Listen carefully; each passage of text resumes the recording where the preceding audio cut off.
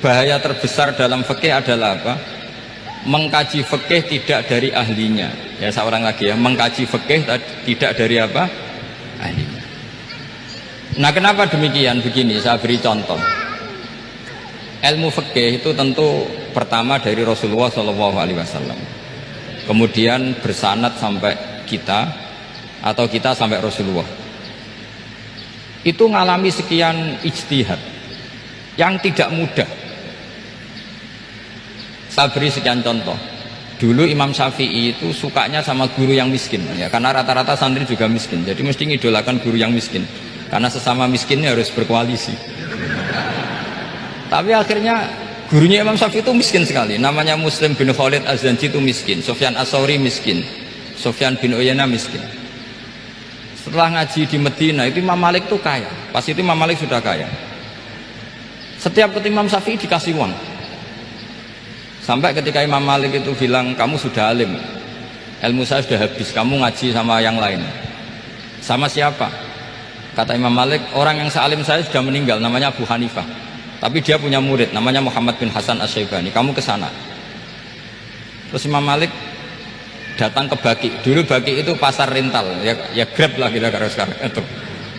Mengumumkan siapa kafilah yang mau ke Irak. Kita ya Imam Malik, dibayari sama Imam Malik, ini yang antar ke Irak, ke Muhammad bin Hasan Asy-Syaibani. Imam Malik mulai ngeper, guru saya yang miskin tidak pernah nyangoni, guru-guru saya yang kaya sering nyangoni. Mulai memasalahkan kiai miskin gitu, kira-kira seperti itu, mulai masalah gitu. Setelah datang ke Irak di Muhammad bin Hasan Asy-Syaibani itu si Muhammad bin Hasan Asy-Syaibani itu kalau ngitung uang itu di meja tamu. Jadi punya emas lantaan, punya uang, kira-kira kalau Indonesia punya rupiah, punya dolar, dihitung itu di ruang tamu. Kata Imam Syafi'i, saya dengan Imam Malik saja nggak serak, ini lebih kedonyan lagi kiai. Ngitung uang itu di ruang tamu. Terus akhirnya si Muhammad bin Hasan Asy-Syaibani ini ahlul usul, dia pakar usul. Kamu heran sama saya? Iya, kiai kok kedonyan, dia ngomong. Tapi kata Muhammad bin Hasan Asy-Syaibani, kalau kiai tidak boleh kaya, itu tak kayak wong fasik, ben gue demenan, gue mabuk. Oh jangan, nanti dipakai maksiat. Tenjenengan mawon kersane digetokan, berarti kiai oleh sugih, mun pun angsal-angsal. Semenjak itu jadi satu fikih bagi Imam Syafi'i.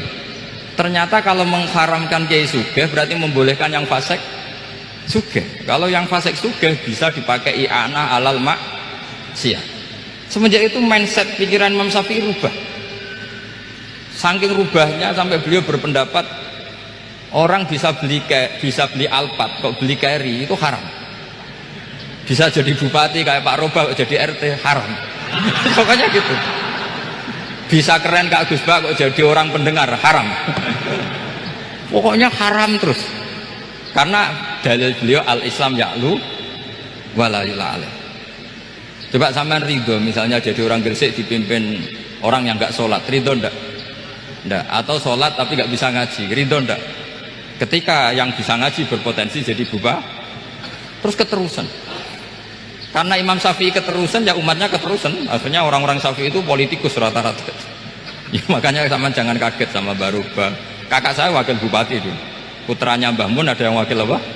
Gubernur. Dulu Gus Wahid ya menteri agama. Itu asal usul dari perubahan fikih, mindset, cara berpikir Imam Syafi'i.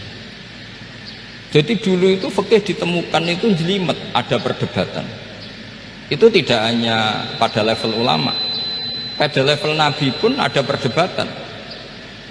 Jadi jangan kira Nabi itu tidak debat, ya debat.